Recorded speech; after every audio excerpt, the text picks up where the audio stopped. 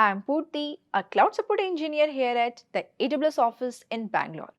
Today I'm going to show you how to troubleshoot issues when you can't use the WorkSpace client to access your Windows workspace. Let's get started. Let's cover the reasons you might see an error message when accessing your workspace with the WorkSpace client and the steps to resolve each situation. Let's review each error message and steps to maintain successful access to your Windows workspace using WorkSpace client. We will examine the available solutions to ensure continuous connectivity to your workspace. The "we couldn't launch your workspace" error occurs when the workspace client can authenticate over port 443 but can't establish a connection over TCP ports. For PCIP workspaces, the WorkSpaces client must connect to TCP port 4172 or TCP port 4195 for DCP workspace. This error can happen when the client device doesn't meet the network requirement. If you get this error and you have the client version 3.0 or later, choose the network icon to check if your client device meets the network requirements.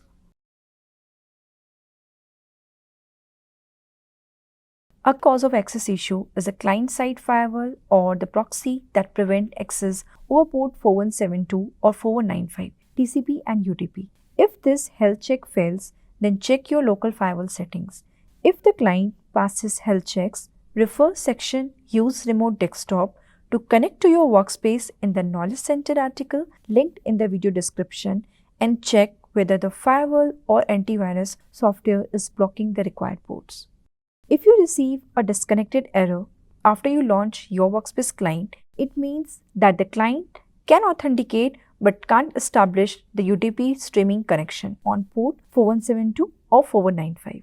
Connection issues can occur when you connect it through a VPN and then connect to your workspace. Confirm whether the issue occurs only when you use a VPN or proxy to connect, or whether the connection issues persist without a VPN or proxy.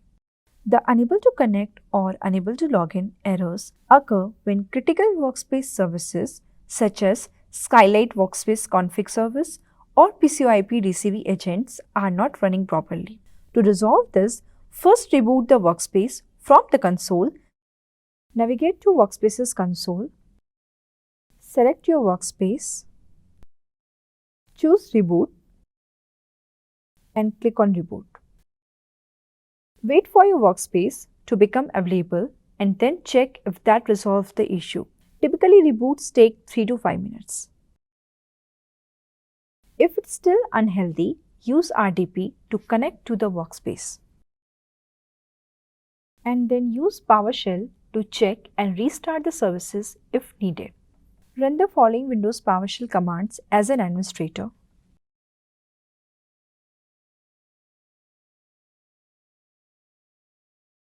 If the status is stopped and start type is disabled or manual, then run the following commands to change start type to automatic. Use DCV workspaces command. Then start the service. The directory unavailable or authentication failure indicate issues with the workspace directory configuration. Hence, verify that your workspace directory is in active state and ensure it's configured properly. To resolve these issues, see the Knowledge Center article linked in the video description. The "something went wrong" error is caused by SAML authentication issue. To resolve these SAML issues, see the Knowledge Center article linked in the video description. The unable to register error occurs when the client device is not allowed access because of IP access control settings. If IP access control group is configured, then confirm that the public IP address that the user connects from allows access to the workspace. In the left side navigation panel, click on the directories, choose the directory from the list, scroll down to the section labeled IP access control group and locate the associated group ID. In the left navigation panel, click on the IP access control and select the group ID. Review the settings to verify that the user public IP address is allowed access to workspace. Another possible cause for this issue would be device access is not allowed at the directory. To check this, navigate to directory, select the directory, scroll down to the access control option and check if the client device you are using to access the workspace is allowed. So now you know how to troubleshoot issues when you can't use the Workspaces client to access your Windows workspace. Thanks for watching and happy cloud computing from all of us here at AWS.